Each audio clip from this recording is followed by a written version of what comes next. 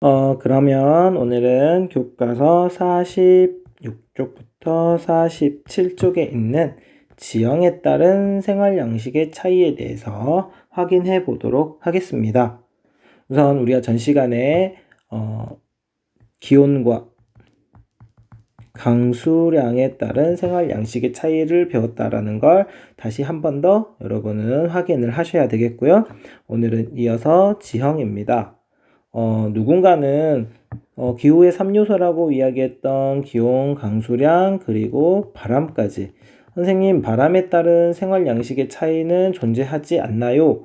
라고 물어볼 수도 있는데, 바람에 의한 인간의 생활 양식의 차이는 큰 차이가 없기 때문에 이 부분을 가지고 크게 다루는 것은 없습니다. 그래서 오늘은 지형이라는 아이가 우리의 생활 양식에 어떤 차이를 가지고 오게 해줬는지 그 부분에 대해서 한번 확인을 해보도록 하겠습니다.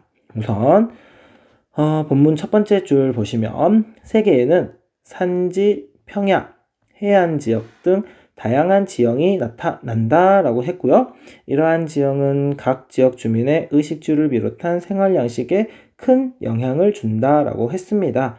그래서 우리는 이번 시간에 산지와 평야 그리고 해안 지역이라고 하는 세 가지의 주된 내용을 가지고 이야기를 하겠고요. 그리고 그 이외에도 다양한 지형, 이제 중요한 지형 혹은 독특한 지형이 있다라면 그 부분에 대해서 확인을 하도록 하겠습니다. 우선 기본적으로 여러분이 한번 어디에 살고 싶은지를 생각을 해보는 것도 좋을 것 같아요. 여러분은 산과 평야, 만약에 두 가지가 있다라면 어디에 주로 살고 싶은지. 일반적으로는 아무래도 평야 지역이 조금 더 편하겠지요. 그리고 해안 지역이 있고 물론 여기에 대비되는 혹은 비슷한 개념으로 하천 지역이 있을 수도 있는데 해안과 하천 지역 주변 있다라면 어느 곳에서 살고 싶은지 이런 부분들이 사람들마다 생각하는 부분이 다들 각기 다르기 때문에 각각의 지역의 특징들을 여러분이 한 번 더 생각하면 좋겠습니다. 그럼 본격적으로 첫 번째입니다. 일반적으로 산지 지역은 사면의 경사가 급하고 해발 고도가 높으므로 인간이 거주하기에 불리하다. 그러나 산지에서도 불리한 점을 극복하고 살아가는 사람이 많다라고 되어 있습니다. 이건 현재에도 마찬가지지만 과거에서부터 현재까지 쭉 이어져 오는 인류의 역사상에서 이런 산지 지역에서도 사람들이 모여 살아서 하나의 생활 양식을 만들어냈기 때문에 우리가 배우는 것이 되겠죠. 고산 지역에 사는 사람들은 밭에서 감자나 옥수수 등을 재배하거나 라고 되어 있습니다. 우선 산지 지역으로 특히 이제 고산이기 때문에 높은 산 지역으로 올라가면 우리가 한번 생각을 해봐야 할 부분인데요.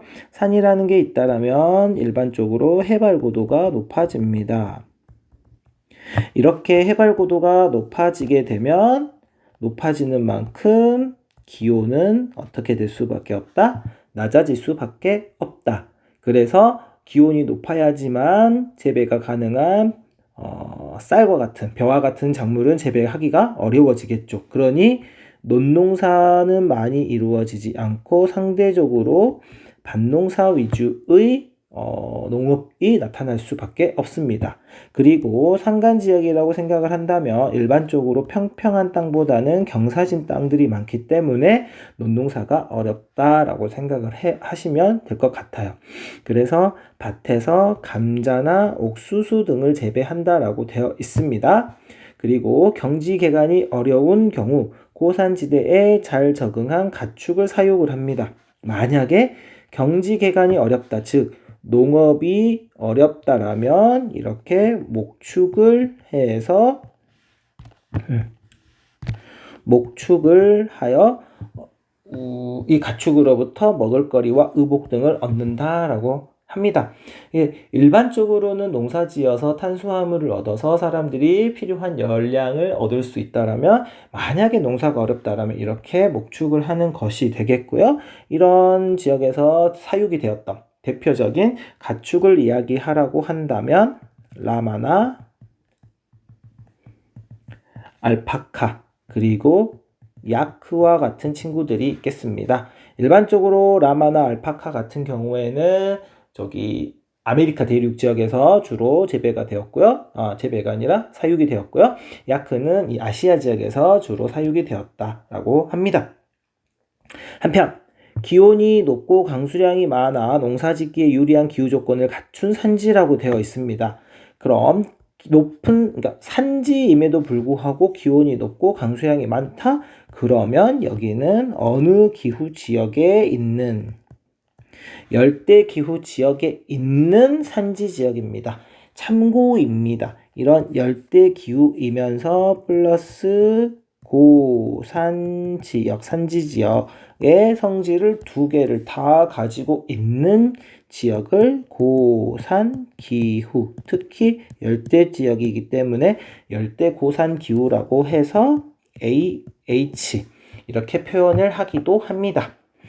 참고로 이런 지역의 이 열대 고산 기후의 가장 큰 특징은 항상 상자입니다. 항상 이건 봄춘자이거든요. 그래서 항상 봄 같은 기후다라고 해서 열대 고산 기후를 상춘 기후라고도 합니다. 항상 봄 같은. 그래서 1년 내내 연평균 기온 보통 13도에서 14도 내외. 그러니까 우리의 봄철과 같은 기온이 1년 365일 쭉 평균적으로 이루어진다라고 합니다.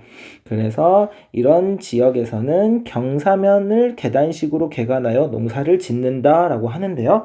가장 대표적인 게 필리핀의 계단식 논이 됩니다. 자, 이 계단식 논 대표적인 나라가 필리핀이 되겠고요. 선생님이 관련된 사진을 하나 보여드리겠습니다. 자, 이게 여러분 여기 왼쪽 위에 보시면 적어져 있는데요. 코르딜레라스의 계단식 논이라고 되어 있는데 실제 필리핀에 나타나는 계단식 논이고요. 이 부분이 유네스코 세계문화유산으로도 등록이 된 정도로 엄청 유래가 깊다라고 합니다. 그 옛날부터 이렇게 농사를 지어왔다라는 걸 우리가 다시 한 번 더 확인을 하시면 되겠고요. 에콰도르의 키토. 참고로 이 에콰도르라는 나라의 에콰도르의 이름이 어디에서 나왔냐면 적도를 가리키고 있는 영어 단어 이퀘이터 거기에서부터 나왔다라고 하고요.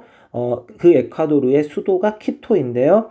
여기처럼 적도 부근의 고산지대에 있는 도시들은 연중 서늘하므로 오히려 무덥고 습한 적도 부근의 저지대보다 더 많은 사람들이 거주한다라고 합니다. 왜냐? 1년 내내 봄과 같은 기후가 나타나기 때문에 오히려 해발 고도가 낮은 저지대의 고온 다습한 매우 더운 곳보다 오히려 해발 고도가 높아서 봄과 같은 이런 날씨가 나타나서 많은 사람들이 거주한다고 하는데 에콰도르의 키토 말고도 이야기할 수 있는 게 안데스 산지, 특히 이제 남아메리카 지역에 많은 도시들이 있는데요.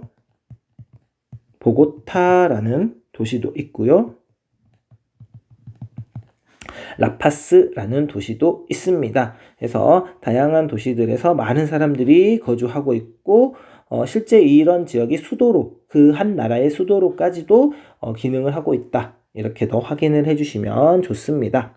또한 산지 경관의 아름다움을 이용하여 관광 산업이 발달한 곳도 있으며 지하 자원이 풍부한 산지 지역에서는 광업 도시가 발달하기도 한다라고 되어 있는데 관광 산업이 발달한 대표적인 나라를 가지고 이야기한다면 볼리비아 혹은 네팔과 같은 나라가 관광 산업이 발달한 지역이다라고 이야기하셔도 좋겠고요.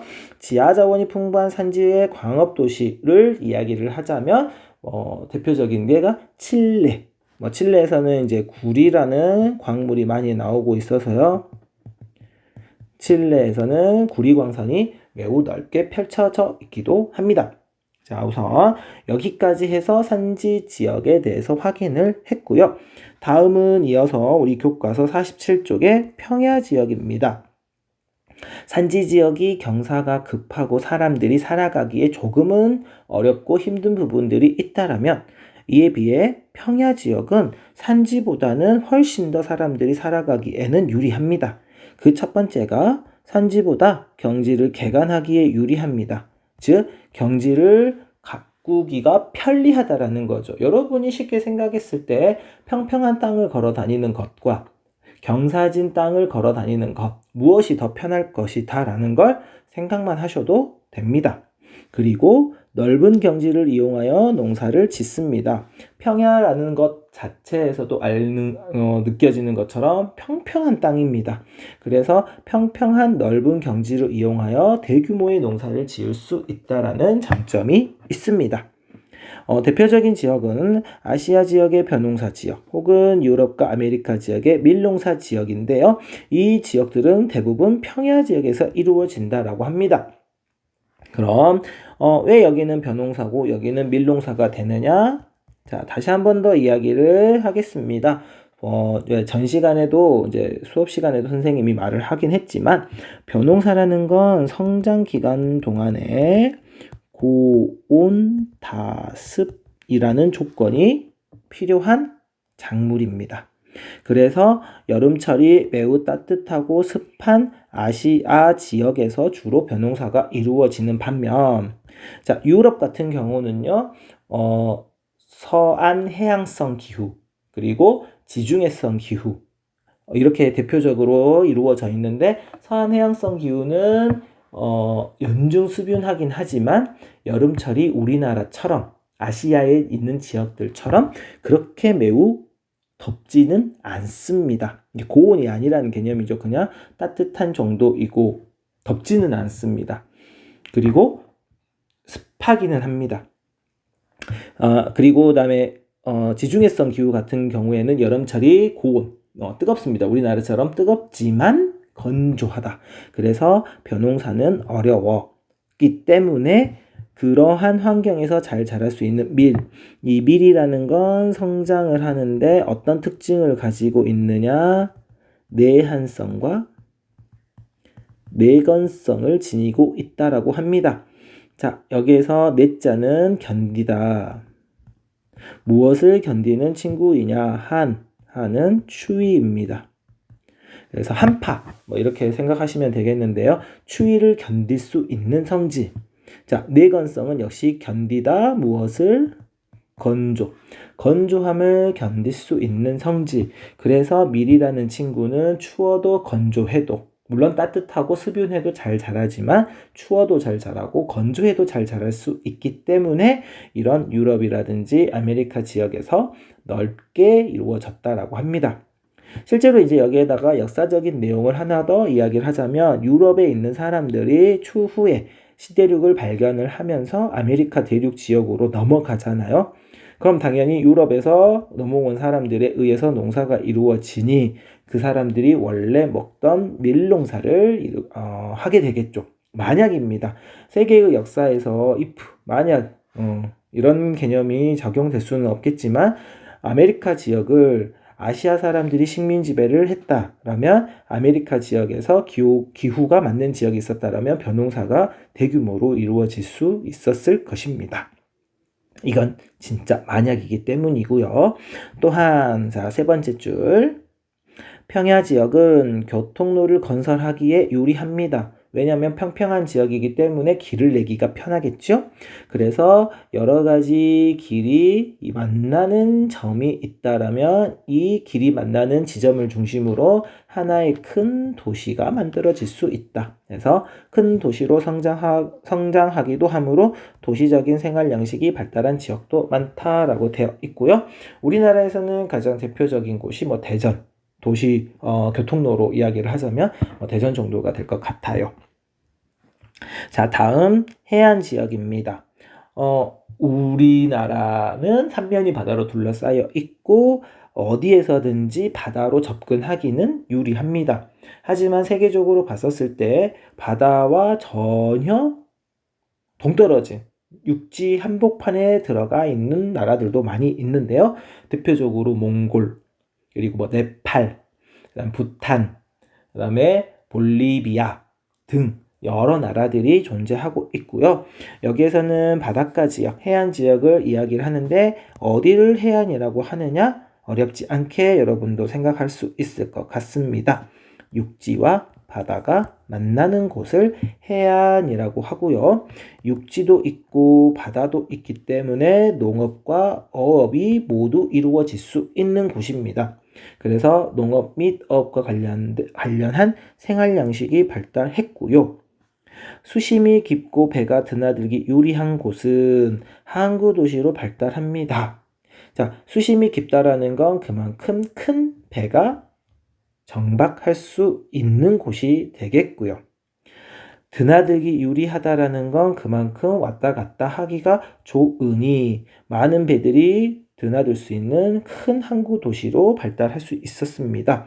우리나라 같은 경우에는 부산 혹은 인천, 물론 이제 인천은 수심이 그렇게 깊지 않기 때문에 특수한 항만 시설이 필요했고요. 부산 같은 경우가 가장 대표적인 항구 도시가 되겠습니다. 반대로 수심이 얕고 조차가 큰 곳이라고 되어 있는데요. 우리나라 같은 경우에는 인천을 중심으로 한 서해안 지역이 바로 이 부분에 해당한데요. 이곳에서는 갯벌이 넓게 발달합니다. 갯벌이 발달하기 위한 조건은 조금 어렵긴 하지만 그냥 말로만 설명을 할게요. 하천이 공급하는 흙의 양보다 바다가 혹은 이제 조류라고 하는 아이가 제거하는 흙의 양이 많을 때 갯벌이 발달한다라고 합니다. 그리고 조차가 큰 곳, 여러 가지 조건들이 있어야 되는데요. 이 갯벌이 발달한 곳은 세계에서 한 4군데에서 5군데 정도, 4군데 정도 보통 많이 말을 하고 있는데요. 그 4군데 중에서 우리나라 서해안의 갯벌이 존재하는 것이고요. 실제 우리나라 서해안의 갯벌은 매우 갯벌의 상태가 좋은 편에 해당한다라고 합니다. 우리나라 사람들은 서해안에 가면 손쉽게 갯벌을 봐서 이게 얼마나 대단한 거라고 이런 생각을 할 수 있겠지만 외국 사람들이 봤었을 때는 이 갯벌이라는 게 정말 신기한 지형이 되는 것이고요. 그래서 저기 보령의 머드 축제, 충청남도 보령에 가보면은 머드 축제 이런 아이가 있는데 외국 사람들이 봤을 때는 엄청 신기한 문화체험의 축제의 장소가 될 수 있는 거예요. 그래서 이제 보령 머드 축제 같은 경우에는 갯벌 우리나라의 여러 축제 중에서 외국인의 참여율이 매우 높은 축제 중에 하나로도 유명하기도 합니다. 참고로 갯벌이라는 친구는요, 밀물 때는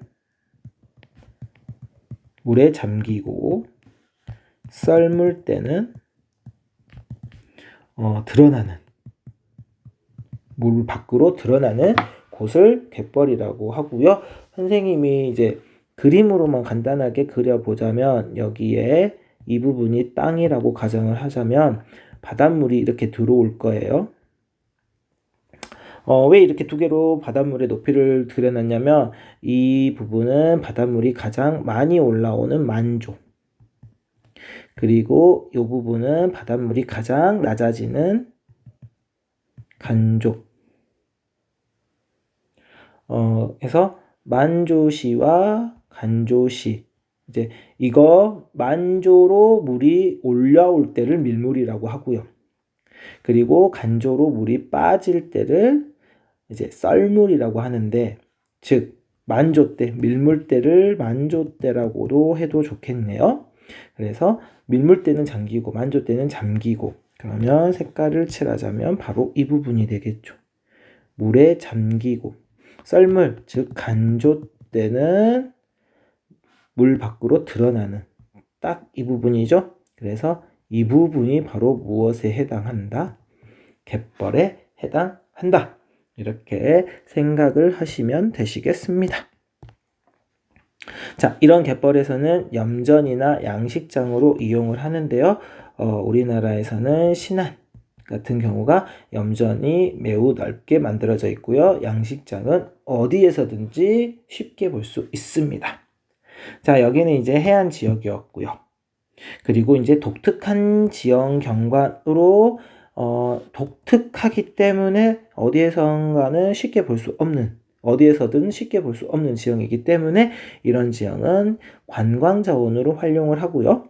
대표적인 장소가 베트남의 할롱베이, 우리가 보통은 하롱베이 이렇게도 표현을 하기도 했지만 이 할롱베이 같은 경우에는 어떤 지형이 존재하느냐?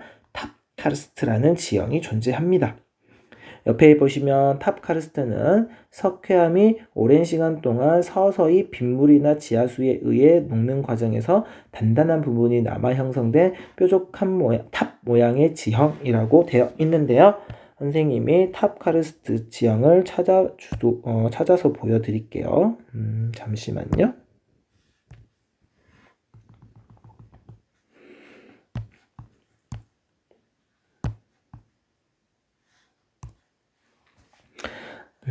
탑카르스트 이미지를 보시면요. 다양한 모습의 탑카르스트가 나오겠지만 그래도 세계에서 유명한 탑카르스트를 보여주자면 이 정도의 모습이 탑카르스트 가장 대표적인 모습이 될 수 있겠네요. 지금 여기에 보시면은 이게 바다일 수도 있고 강이 될 수도 있습니다. 그런데 이게 일반적으로 과거에는 이 뒷부분이 다 이렇게 선생님이 글씨를 쓰면서 이야기를 해야 되겠어요. 원래는 이 부분이 다 무엇으로 덮여 있었다. 석회암으로 덮여 있었다.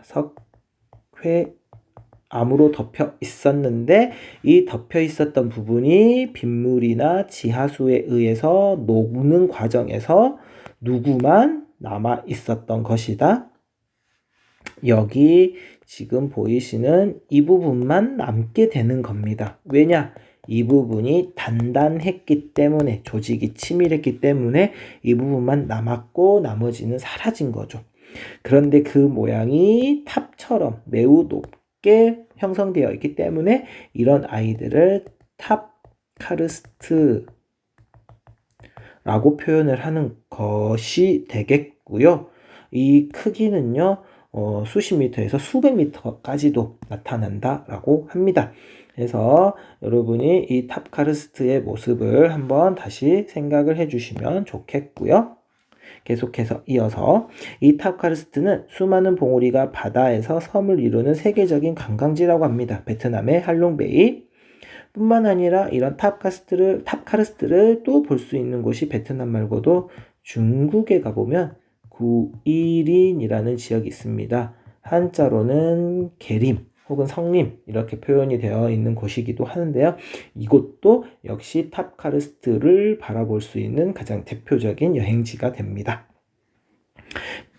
그 다음에 탑카르스트보다는 조금 규모가 작은 걸 나출카르스트라고 표현을 하는데요. 영화 마다가스카르로 유명한 실제 섬의 배경이 됐던 아프리카의 아프리카 대륙을 간단하게 이런 식으로 그린다면 이 옆쪽에 있는 섬이 마다가스카르인데요. 여기에 보면 그랑칭기 라고 하는 지역이 있습니다. 이런 지역들도 다 카르스트 지역이 되겠고요. 세계적인 관광지로서 많은 사람들이 구경을 하러 온다고 합니다. 그리고 화산 활동이 활발한 일본, 뉴질랜드, 아이슬란드의 화산 지역도 온천, 간헐천 등을 활용한 관광지로 유명하다라고 되어 있고요. 온천은 뜨거운 물이 나오는 거, 간헐천은 이따금씩 한 번씩 물이 솟구쳐 올라오는 분수처럼 한 번씩 솟구쳐 올라오는 걸 간헐천이라고 합니다. 이러하기 때문에 관광지로 많이 이용이 되고 있다. 확인을 하시면 되겠고요. 아래쪽에 보시면 지형에 따른 주민들의 삶은 어떠할까라고 되어 있는데 첫 번째 모습은 양을 기르고 있는 모습, 두 번째는 양식, 세 번째는 대규모의 밀농사, 그리고 네 번째가 우리가 조금 전에 봤었던 할롱베이 탑카르스트의 모습, 그리고 다섯 번째는 라마와 알파카를 재배하러 하고 있는, 그리고 이 여섯 번째가 바로 간헐천의 모습입니다. 이 내용을 옆에 있는 기억부터 비읍하고 한번 연결을 해보자면 우선 기억부에 우리 지역 사람들은 고산지대에서 잘 자라는 라마를 길러 옷을 지어 입고 옷감을 만들어서 팔았다라고 되어 있으니 기억은 5번과 연결을 하면 되겠지요. 두 번째, 우리 지역 사람들은 대부분 관광산업에 종사해 관광객들을 나룻배에 태워 멋진 지형 경관을 소개해 주지라고 되어 있기 때문에 왼쪽의 모습 중에서는 4번 베트남의 할롱베이하고 연결을 하면 되겠고요. 그 다음 우리 지역 주민들은 바닷가에 굴양식장을 만들었어. 우리 지역에서 생산된 물은 맛이 일품이라 인기가 아주 많아 라고 되어 있기 때문에 2번과 연결을 하시면 되겠습니다. 그리고 네 번째, 우리나라 북섬에는 일정한 간격을 두고 주기적으로 물, 수증기, 가스 등이 분출하는 걸 간헐천이라고 하는 거예요. 주기적으로 분출하는 걸 간헐천. 이 간헐이란 단어가 어렵다라면 이따금 이 정도의 개념이라고 생각을 하시면 좋을 것 같아요. 이 경관을 보려고 전 세계 관광객들이 찾아온다. 그럼 6번째의 사진하고 연결시키면 될 것 같습니다. 그리고 5번째로는 우리 마을은 알퐁스 도데의 소설의 별의 배경이 된 곳이야. 소설에 등장하는 양치기 소년 여름철에는 서늘한 높은 산지의 초원으로 겨울철에는 저지대 마을로 이동하며 양을 기르지라고 하는데요. 이 부분은 1번하고 연결하면 되겠고요. 참고로 여름철에 산으로 올라가고 겨울철에 저지대로 내려오는 이런 목축을 이목이라고 해서 비슷하지만 다른 개념 유목하고 구분을 지어야 합니다. 자, 둘 다 목축을 하는 건 똑같고요. 움직이는 것도 똑같습니다만 유목은 수평적인 이동. 그러니까 어떤 땅덩어리가 있다라면 이 땅덩어리 내에서 여기에서 이쪽으로 그리고 여기에서 다시 이쪽으로 이렇게 움직이는 거라면 이목은 산이 있고요. 위에서 아래에서 위로 계절에 따라서 움직이는 게 이목이다. 요 차이가 있습니다. 이게 이목, 이게 유목. 다음에 쌤은 내가 사는 마을은 끝없이 평원이 펼쳐져 있어. 이웃 주민들은 모두 대형 농기계를 이용해서 대규모로 밀농사를 한다. 그러하기 때문에 이 부분은 3번이랑 연결을 하면 되겠고요. 여기에 2번과 디귿은 우선 제시가 되어 있습니다. 그래서 나머지 이 부분을 방금 전에 선생님이 이야기했던 부분하고 관련지어서 여러분이 한번 넣어보시면 되겠습니다. 정답은 화상에서 선생님이 알려드리도록 하겠고요. 여기 기호로 표시해보자고 한 거 이따가 알려드리겠고요. 두 번째, 위와 같은 방법으로 우리나라의 다양한 지역에서 살아가는 주민들의 생활 모습을 찾아 소개해보자 라고 되어 있는데 대표적인 두 지역을 이야기를 하면 강원도의 평창의 대관령면이 존재하고 있는데요. 대관령에는 고위 평탄면이 존재합니다.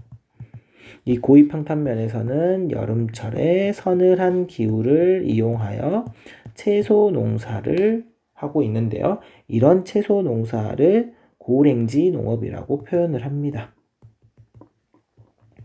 높은 지역에서 서늘한 기후를 이용해서 농사를 짓고 있다라는 개념이 되겠고요. 두 번째, 우리나라에서 여러 지형 중에서도 제주도 화산 지형이 있기 때문에 여기에서는 관광산업 뿐만 아니라 제주도와 비슷한 울릉도라든지 독도 여기도 역시 화산 지형이기 때문에 관광산업이 잘 발달되어 있다. 이렇게 확인을 하시면 되겠네요. 물론 이곳 말고도 더 다양한 지역들의 지형과 관련된 내용들이 나와 있을 겁니다. 그래서 오늘은 이 정도로 수업을 마치도록 하겠고요.